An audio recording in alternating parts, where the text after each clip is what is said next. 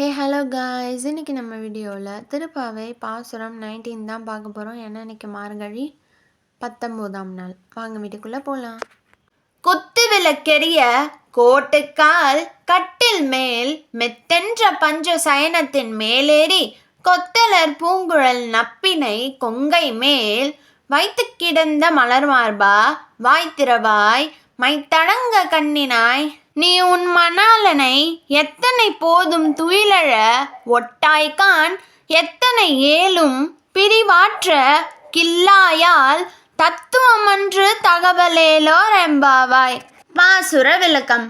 குத்து விளக்கெரிய யானை தந்தத்தால் ஆன கட்டில் மேல் விரிக்கப்பட்ட மிருதுவான பஞ்சு மெத்தையில் விரிந்த கொத்தாக பூசூடிய நப்பினையின் மார்பில் தலை வைத்து கண்மூடி இருக்கும் மலர் மாலை தரித்த கண்ணனே, நீ எங்களுடன் பேசுவாயாக.